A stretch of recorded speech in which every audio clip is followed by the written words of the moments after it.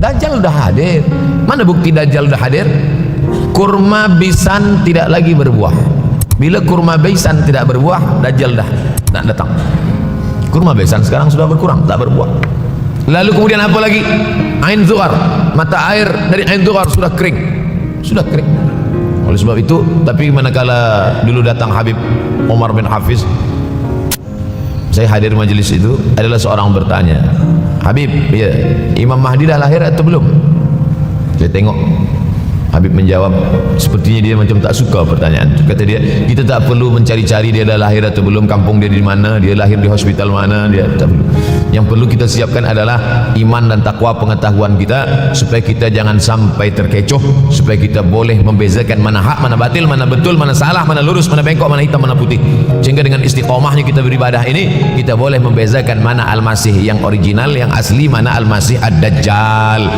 Makanya tadi sebelum salam kita berkata, Allahumma inni a'udzubika min azabi jahannam wa min azabil qabri wa min fitnatil mahya wal mamat wa min syarri fitnatil masihid Dajjal.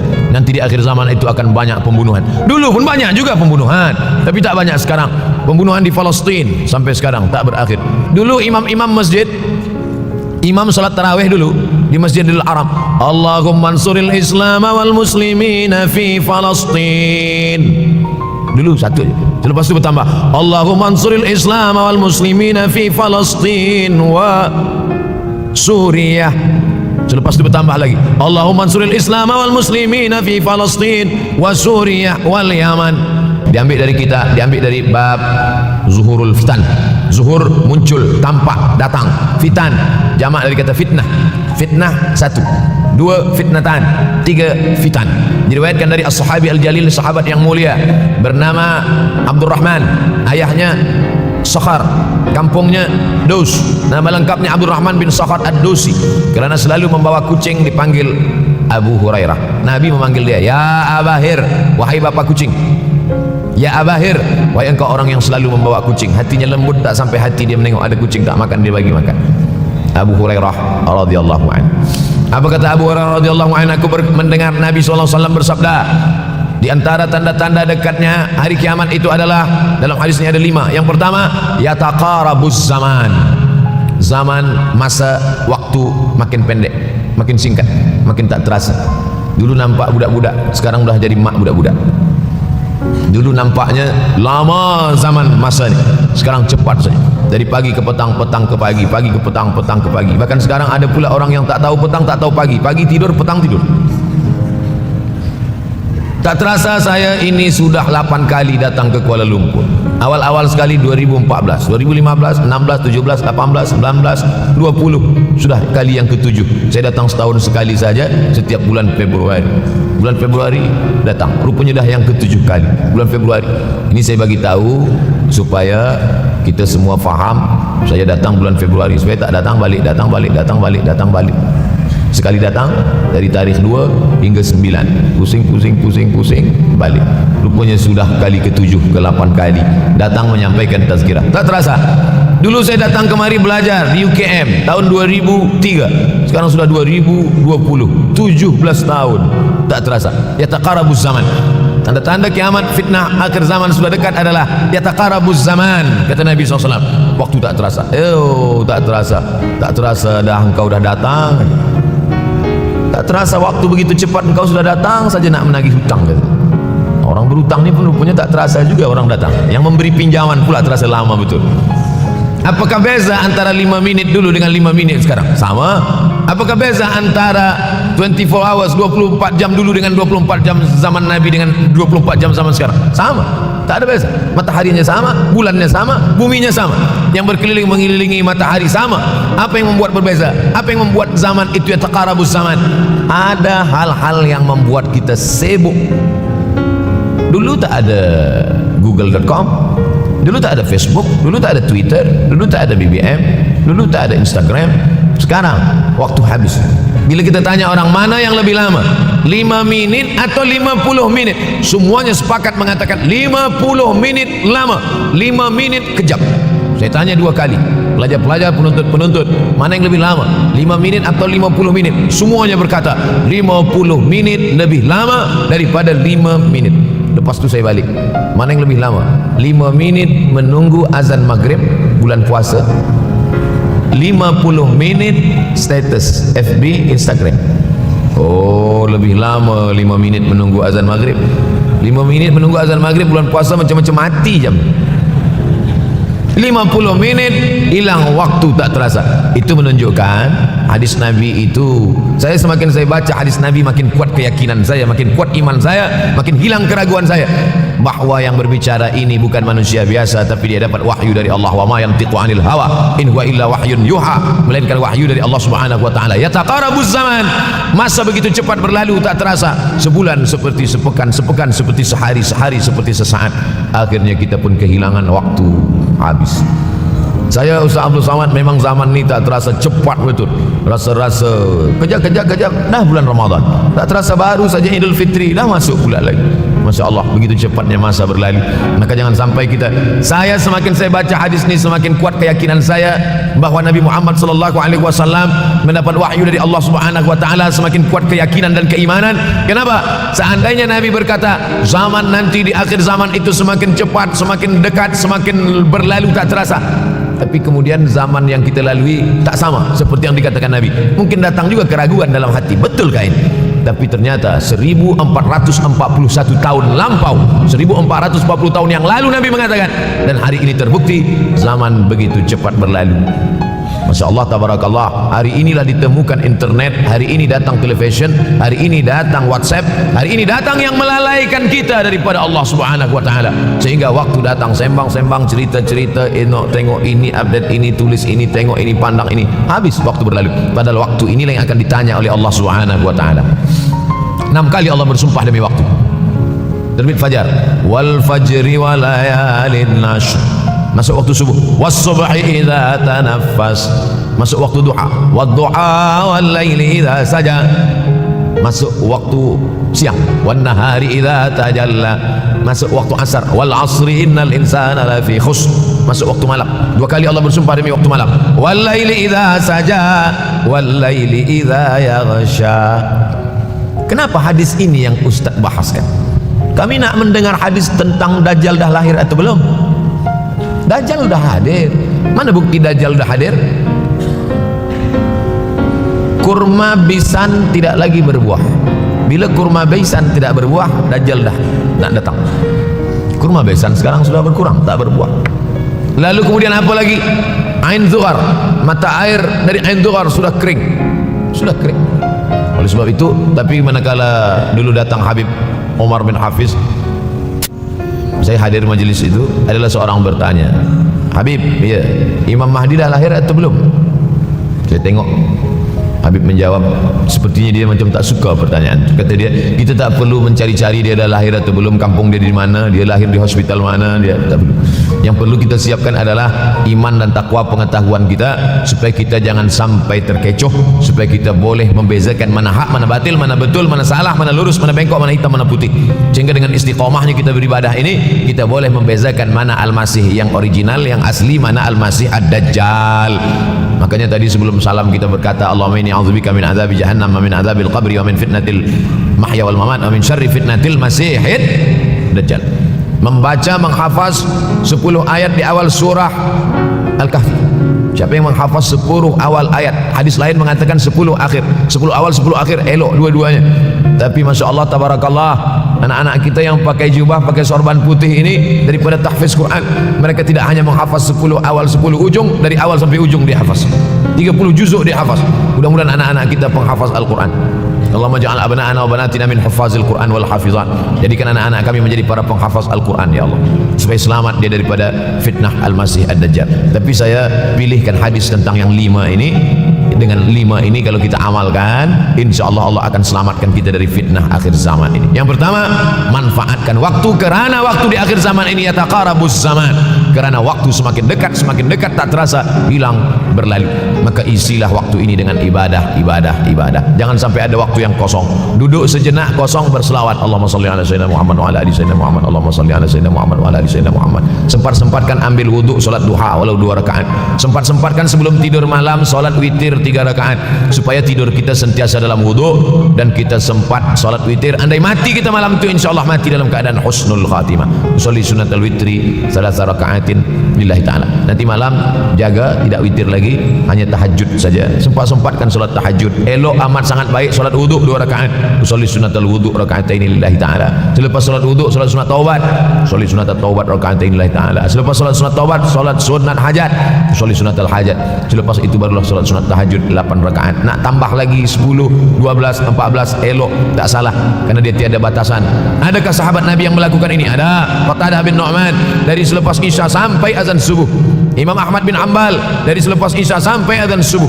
Bahkan mereka mengkhatamkan Al-Quran dalam tahajud mereka. Maka bahkan ada imam yang disebut dengan As-Sajjad, kerana banyak sujud kepada Allah Subhanahu wa ta'ala. Kerana akhir zaman ini godaan begitu besar. Dulu orang tengah malam tahajud, jam 2 malam, jam 3 malam dia bangun, kerana dia membaca hadis sab'atun yudhilluhumullah. Ada 7 golongan yang mendapatkan naungan Allah, yauma la dhilla illa dhilluh. Hari itu tak ada naungan kecuali naungan Allah. Rajulun, ada seseorang, zakarallah, dia berzikir mengingat Allah khalian di tengah malam, tak ada manusia. Fafadat ainahu, menetes air mata. Maka yang pertama ini, jangan sampai kita kehilangan waktu, kerana waktu kasaif, waktu ini seperti pedang. Illam taqta'hu qata'aka. Kalau tidak kau patahkan dia, kalau kau dapat pedang patahkan, sebab kalau tidak kau patahkan dia yang akan memotong engkau, mematahkan tulang-tulang engkau. Waktu ini kalau tidak kita manfaatkan, kita akan ditanya tentang waktu kemana saja waktu yang sudah kau pakai. Inna sam'a, pendengaran, wal basar, penglihatan, wal fuad, hati, kullu ulaika kana anhu mas'ula. Semua akan disoal, semua akan diminta tanggung jawab di hadapan Allah. Kemana waktu yang sudah aku bagi dulu engkau pakai? Yang pertama nanti ditanya, la tazulu qadama 'abdin yaumal qiyamah. Kaki anak Adam tidak akan bergeser, tidak akan beralih dari tempat tegaknya pada hari kiamat, hatta yus'al, sampai dia disoal, sampai dia ditanya. La tus'alunna yauma idzin 'anin na'im. Banyak yang akan ditanya nanti, tapi Nabi bagi tahu di antara yang akan ditanya dari sekian banyak nikmat itu 4. Yang pertama, an umrihi fima afnah. Umur kemana engkau habiskan? Hari ini ada anak-anak muda belia umurnya 17 tahun. 17 tahun habis menghafaz Al-Quran, 17 tahun habis iktikaf dalam masjid, 17 tahun habis berzikir, berjubah, bersorban, mengabdikan ilmu, berkhidmat kepada ulama. 17 tahun habis. Tapi ada pula yang dibalik, 71 tahun habis, rumah office kopi, rumah office kopi, rumah office kopi, batuk mati habis. Apa yang dapat kita bawa menghadap Allah SWT? Yang pertama, yataqarabuz zaman. Yang kedua adalah wa yanqusul ilmu semakin berkurang. Kalau sudah ilmu berkurang, apa yang bertambah? Jahil. Kalau ilmu bertambah, jahil berkurang. Kalau ilmu berkurang, jahil bertambah. Mana ada orang jahil cakapnya didengar orang? Saya dulu awal-awal membaca hadis ini, wa yanqusul ilmu berkurang, jahil bertambah. Rasanya tak mungkin, tak logik, tak masuk akal. Mana ada orang tak berilmu cakap dia didengar? Sekarang baru saya faham. Dulu orang tak berilmu ditinggalkan orang. Sekarang orang tak berilmu, asal dia pandai berbicara, dia akan didengar orang. Bahkan orang jahil pula punya channel. Apa namanya? Jahil.com. Orang jahil punya channel. Banyak pula follower dia daripada follower kita. Banyak pula viewer dia daripada viewer kita. Sebab apa? Sebab yang menyaksikan tiada berilmu, yang berbicara tiada ilmu. Oleh sebab itu maka kita galakkan menuntut ilmu di majlis-majlis ilmu. Untuk apa Abdul Somad sudah berumur 43 tahun pun masih pergi juga lagi ke Sudan belajar? Apa yang nak dicari ini? Tak lain tak bukan, mudah-mudahan kita termasuk orang yang sampai akhir hidupnya mencari ilmu, insyaAllah. Saya datang kemari bukan niat mengajarkan ilmu. Saya datang ke Malaysia tetap niatnya belajar mencari ilmu. Man salaka tariqan, siapa yang melangkahkan kaki melalui suatu jalan, yaltamisu fihi ilman, siapa yang melalui suatu jalan niatnya untuk mencari ilmu, sahalallahu lahu bihi tariqan ilal jannah, dimudahkan Allah jalannya menuju surga. Innallaha la yantazi'ul ilma intiza'an. Innallaha la yanzi'ul ilma intiza'an. Allah kalau mencabut ilmu bukan macam mencabut pokok kayu dari tanah. La yantazi'ul ilmu intiza'an. Allah tidak mencabut ilmu macam mencabut pokok kayu dari tanah hingga ke akarnya, tidak. Lalu bagaimana ilmu ini dicabut?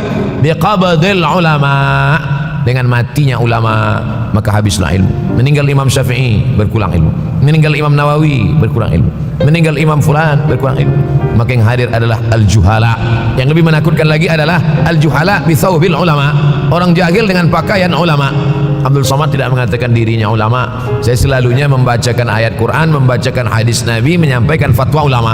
Tak pernah saya berceramah, bertausiah. Menurut saya, siapa saya? Siapa kita? Syafi'i manusia, saya manusia. Syafi'i boleh berfatwa, saya juga boleh berfatwa. Imam Syafi'i berfatwa, Al-Quran 30 juzuk dalam kepala dia. Kita juzuk 30 pun kadang-kadang hilang. Imam Syafi'i balik dari masjid ke rumah, dia tutup telinga. Datang orang bertanya, Syafi'i, ya, kenapa engkau tutup telinga? Sebab bila aku dengar dari masjid ke rumah, semua yang aku dengar masuk tu semua aku ingat. Aku takut dia ingat di dalam, maka aku tutup. Kita, yang saya sampaikan tadi pun tak ingat. Oh, Ustaz mengejek kami. Tak, jangankan yang mendengarkan, yang bercakap pun tak ingat. Nasib baik datang orang Jepun mengingatkan kita. Nah, ini nama dia Sony. Manusia ni lupa. Oleh sebab itu maka yang kedua, akhir zaman, wa yanqusul ilmu, ilmu makin kurang. Maka bersyukur anak-anak yang dimasukkan ke rumah tahfiz. Kalau ada rumah tahfiz di kampung biasa, kalau ada rumah tahfiz di desa, dusun biasa, tapi ada tahfiz di tengah kota besar Kuala Lumpur, masih ada lagi rumah tahfiz Quran. Siapa yang mewakafkan rumah tahfiz? Siapa yang memberikan beras? Siapa yang memberikan duit? Siapa yang memberikan belanja? Siapa yang mengirimkan ustaz? Masya Allah, tabarakallah. Maka ini semua mudah-mudahan kita istiqamah semuanya insyaAllah. Supaya apa? Supaya lahirlah anak-anak kita yang alim, berilmu. Karena ini makin banyak orang jahil, alftau bi ghairi ilmin, memberikan tazkirah fatwa tanpa ilmu. Dhalla wa adalla, dhallu wa adallu, sesat, menyesatkan. Kalau setakat sesat saja, ini sudahlah sesat, menyesatkan. Na'udzubillah. Masuk yang ketiga. Yang ketiga adalah wa yanqusul ilmu, setelah habisnya ilmu-ilmu ini semua dicabut oleh Allah Subhanahu wa taala, lalu kemudian setelah ilmu dicabut Allah Subhanahu wa taala, wa yulqas syuh, wa may yuqashuha, sin dengan hak kecil, wa may yuqashuha nafsihi fa ulaika humul muflihun. Siapa yang selamat daripada sifat syuh, itulah orang yang beruntung. Hayya 'alal falah, mari kita menuju keberuntungan, kemenangan. Siapa orang yang menang? Selamat daripada sifat syuh. Ada orang menerjemahkan syuh ni pelit, bakhil. Bakhil ada yang lebih parah daripada bakhil. Syuh, bakhil ini, bakhil tidak ingin memberikan uangnya untuk orang lain. Itu bakhil. Dia ada uang 10 ringgit, uang itu hanya dia makan saja, dia tak mau walaupun setengah sen kepada orang lain. Itu namanya bakhil. Kalau syuh ini, duit dia simpan, duit orang pula dia makan. Nah, itu syuh. Jadi lebih parah lagi. Oleh sebab itu kalau sudah ilmu ini dicabut, orang menjadi jahil, maka datang penyakit syuh yang ketiga. Apa itu syuh? Hubbud dunya, hubbul mal, wa tuhibbul mala hubban jamma. Engkau sayang kepada harta, amat sangat sayang. Dia pegang semuanya sampai tak meleleh, tak menetes walaupun satu tetes.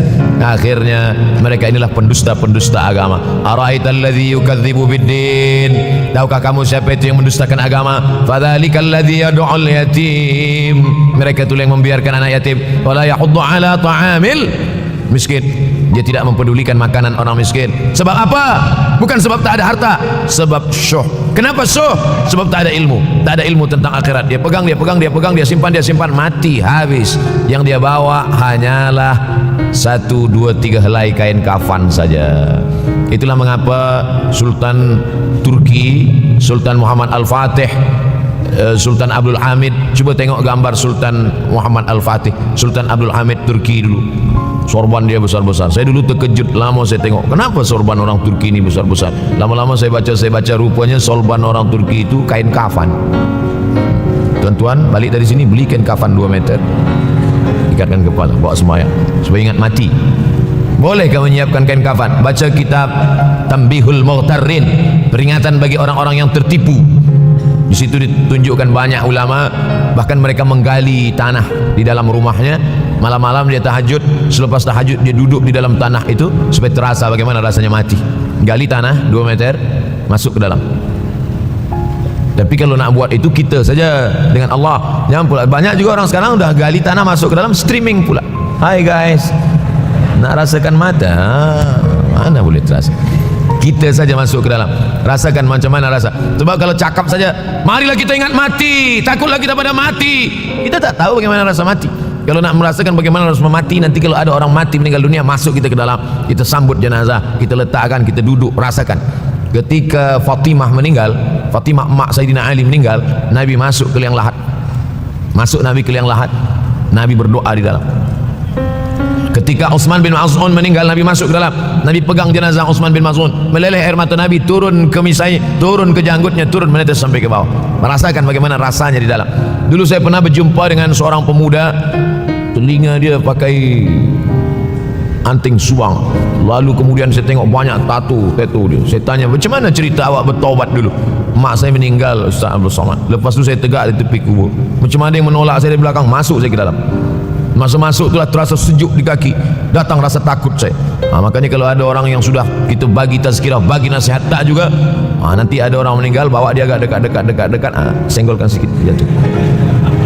Gitu caranya supaya kita terasa mati ini, supaya apa? Hilangkan penyakit syuh, cinta harta, takut mati, dan membuat kita menjadi bakhil, pelit. Nauzubillah. Yang keempat,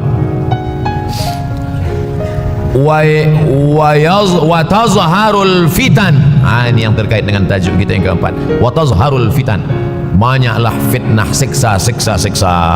Dulu masa saya kelas 1 madrasah tahun 1990, berkumpullah kami bersama-sama dengan cikgu mengkaji masalah apa? Masalah Bosnia Herzegovina, mengamuk Slobodan Milosevic, menghancurkan umat Islam di Bosnia.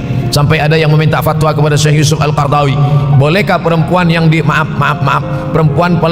perempuan Bosnia yang dirogol tentara Serbia hamil, bolehkah dia menggugurkan anaknya? Kata Syekh Yusuf Al-Qardawi, tak boleh. Maka dia biarkan saja anak itu lahir dan dia tidak dianggap berdosa kerana ini sudah takdir Allah SWT. Bagaimana mereka dibunuh? Maka makin banyaklah selepas Bosnia datang pula yang terjadi di Rohingya, di Uyghur. Umat Islam berkumpullah, presiden-presiden negeri Islam di Kuala Lumpur. Erdogan datang, kumpul semuanya membahas bagaimana nak menolong Muslim Uyghur. Rupanya umat Islam pun tak sanggup nak menolong. Apa yang boleh dilakukan di Uyghur? Berdoalah umat Islam. Rupanya Allah kalau mau menolong, mudah saja Allah menolong. Tidak datang rudal skat, tidak datang tentera, tidak datang senjata, cukup datang corona, selesai. Allah Subhanahu wa taala, wa makaru wa makarallah. Mereka membuat tipu daya, Allah balas dengan tipu daya yang lain. In tansurullah, kalau kau tolong, ittaqu da'watal mazlum, takutlah kamu terhadap doa orang-orang yang teraniaya. Fa innahu laisa bainahu wa bainallahi hijab, karena di antara dia dengan Allah tak ada hijab sama sekali. Wa yakthurul wa tazharul fitan, banyaklah fitnah. Yang terakhir, yang kelima, wa yakthurul haraj. Wa yakthurul haraj, banyak terjadi haraj, kata Nabi. Sahabat pun bertanya, ya Rasulullah, wamal haraj? Apa haraj itu ya Rasulullah? Kata Nabi SAW, al-haraj al-qatlu. Nanti di akhir zaman itu akan banyak pembunuhan. Dulu pun banyak juga pembunuhan, tapi tak banyak sekarang. Pembunuhan di Palestin sampai sekarang tak berakhir. Pembunuhan Rohingya tak berakhir. Pembunuhan di Uyghur, pembunuhan. Dulu imam-imam masjid, imam salat tarawih dulu di Masjidil Haram, Allahumma ansuril Islam wal muslimina fi Palestin. Dulu satu aja. Selepas itu bertambah, Allahumma ansuril Islam wal muslimina fi Palestin wa Suriah. Selepas itu bertambah lagi, Allahumma ansuril Islam wal muslimina fi Palestin wa Suriah wal Yaman. Selepas itu bertambah wa Uyghur wa, akhirnya wa fi kulli makan. Semakin bertambah. Oleh sebab itu maka ini di antara fitnah akhir zaman. Man lam yahtam bi amril muslimin falaysa minhum. Selepas kita kaji hadis ini, apa tujuan kita? Tujuan kita semakin menguatkan keyakinan, banyak-banyak beribadah, nasihatkan anak menantu, sahabat, jiran, tetangga supaya semakin istiqamah menjalankan syariat, rajin-rajin solat berjamaah, banyak-banyak berzikir, hatamkan Al-Quran, banyak-banyak berinfak, banyak-banyak bersedekah. Andai mati kita, insyaallah mati dalam keadaan husnul khatimah.